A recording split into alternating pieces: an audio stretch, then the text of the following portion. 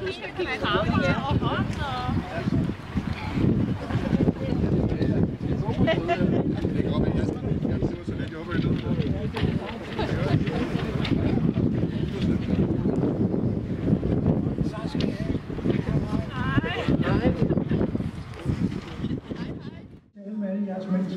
brugte kommunikation.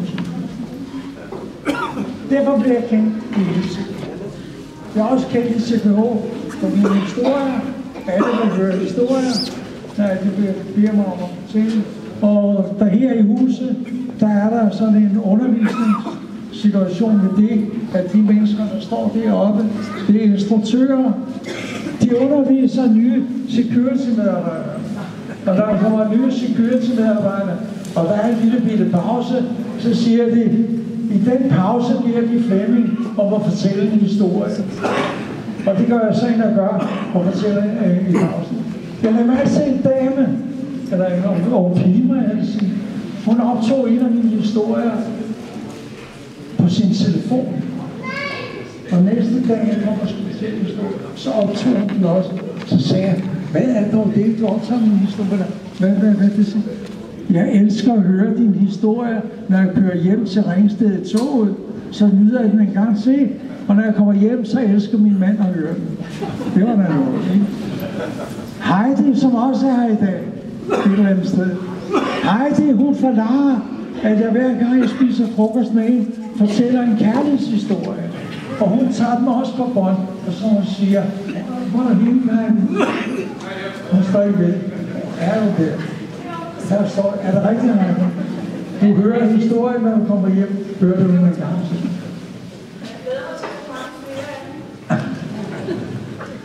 Nogle af jer har måske set, at jeg har været i tv. Og det tog en hel dag at lave en tv-udsendelse, som tager 1 minut i TV-låret. Men journalisten spurgte mig om flere ting, som ikke kom med, og det får I nu. Han spurgte mig, hvorfor er du så glad, og hvorfor du holdt så længe ud? Ja, det er jo fordi, jeg er på en arbejdsplads, hvor der sker så meget. Der sker noget hver dag. Så kommer om morgenen, så er der bygget et nyt hus, eller man er i gang med at bygge et hus. Man laver startbanerne længere, eller bredere, eller laver inddæmning, for bane 30 kan være længere, bane 22 skal være længere, og så er der ikke plads nok. Så laver man en tunnel over en landvej, og så bliver banen langt nok. Sådan er det, man. Hvad i alle de 60 år, jeg har været, der er sket noget hele tiden. Derfor har jeg været glad for at være. Der bliver aldrig ked. Har du haft en stor oplevelse? Sagde journalisten. Nævn mig en af de store oplevelser. Det, der har betydet noget for dig. Og der kan jeg fortælle jer, at det, der har betydet noget for mig, det har jeg fortalt om før. Det var, da lufthavnen gik med til at antage lærlinge. Jeg har i mange år kæmpet for, at vi skulle uddanne radiomekanikere og andre håndværkere her i lufthavnen. Man mødte modstand alle vejene.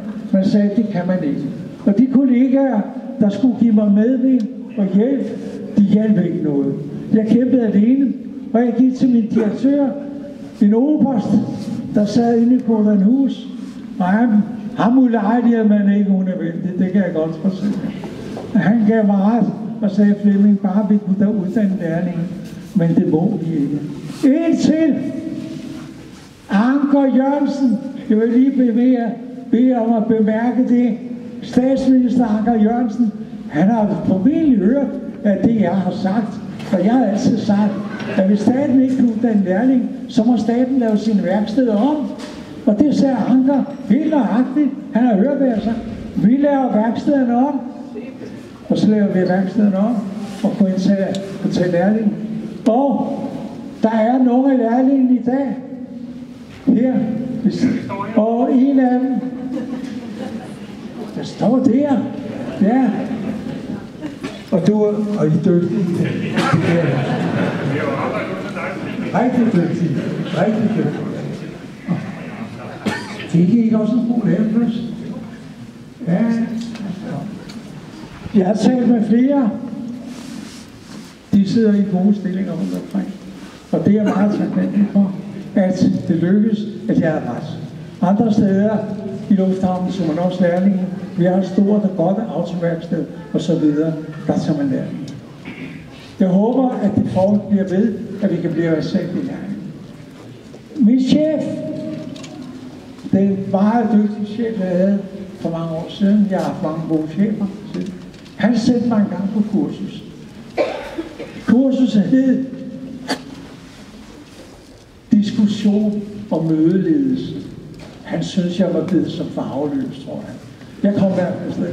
Men på kursuset, der var der også et sted, der hed taler.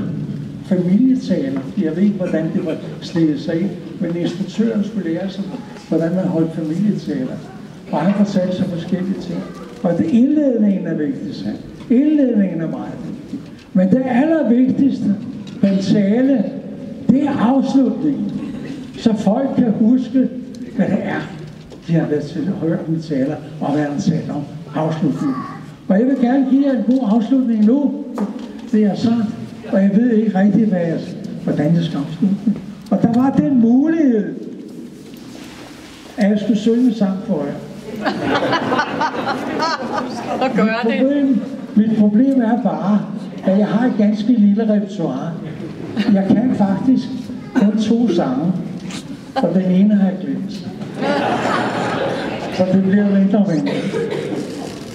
Der var jo også en anden mulighed, og det var, at vi kunne slutte med at råbe hurra for den dejlige arbejdsplads, den dejlige lufthavn, der nu satser på at få 20 millioner passagerer. Og om 40 år, eller jeg siger ikke for, så regner man med 40 millioner, og det er der noget, det vil blive en arbejdsplads af format. Den lufthavn kan jeg jo kun ønske alt muligt godt. Jeg kan også ønske lufthavnen alt muligt godt, fordi jeg er blevet vandet så pænt. De har givet mig et kontor, som jeg har haft de sidste år, her midt i denne smukke bygning, deroppe. Der har jeg fået lov at bo i 10 år. Nyt denne smukke bygning hver dag.